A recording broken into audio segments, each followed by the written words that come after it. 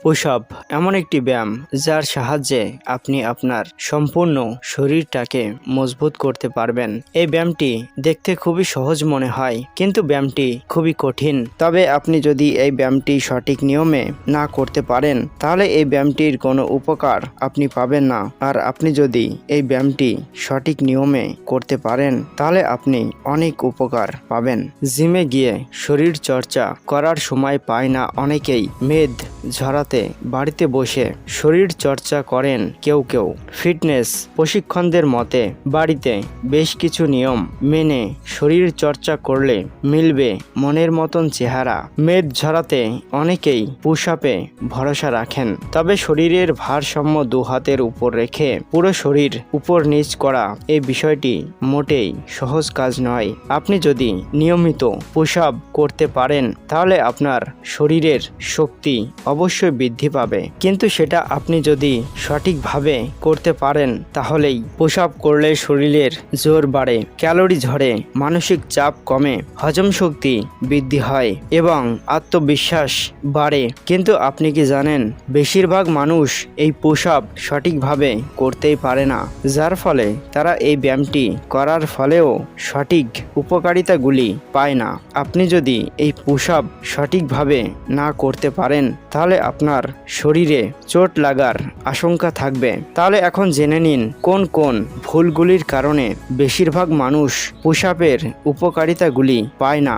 Number 1, এই ব্যায়ামটি করার সময় অনেকেই তার হাত দুটি কাঁধের সোজাসুজি রাখেন না। কিন্তু আপনি যদি পুশ আপের সঠিক উপকারিতাগুলি পেতে চান, তাহলে পুশ আপ করার সময় আপনার হাত দুটি কাঁধের সোজাসুজি রাখবেন এবং হাতের তালু থাকবে মাটির উপরে। নাম্বার 2, পুশ আপ করার সময় অনেকেই আছেন যারা তাদের ঘাড় নিচু করে থাকে।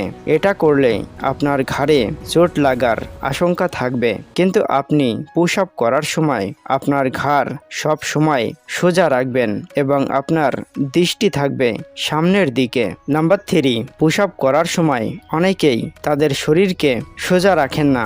এর ফলে শরীরের নানান অংশে চোট লাগার আশঙ্কা বেড়ে যায়। কিন্তু আপনি যদি পুশ আপের সঠিক উপকারিতাগুলি পেতে চান, তাহলে আপনি পুশ আপ করার সময় আপনার শরীর সম্পূর্ণ সোজা রাখবেন। নাম্বার 4, এই ব্যায়ামটি করার সময় অনেকেই তাদের শরীর মাটির সঙ্গে স্পর্শ করে, কিন্তু আপনি পুশ আপ করার সময় আপনার শরীর যেন কখনোই মাটিকে স্পর্শ না করে, তা না হলে আপনার প্রচুর পরিশ্রম হতে পারে। নাম্বার 5, অনেকেই আছেন যারা পুশ আপ করার সময় নাক দিয়ে নিঃশ্বাস না নিয়ে মুখ দিয়ে নিঃশ্বাস নেয়। এই নিয়মে আপনি যদি পুশ আপ করেন, তাহলে আপনি কখনোই পুশ আপের উপকারিতাগুলি পাবেন না।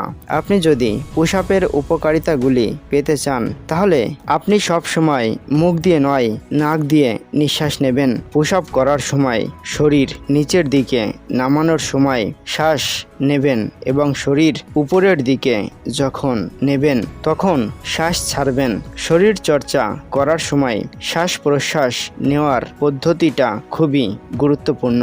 দেখুন বন্ধু, শরীরকে সঠিকভাবে নিয়ন্ত্রণে রাখতে হলে সঠিকভাবে শরীর চর্চা করতেই হবে।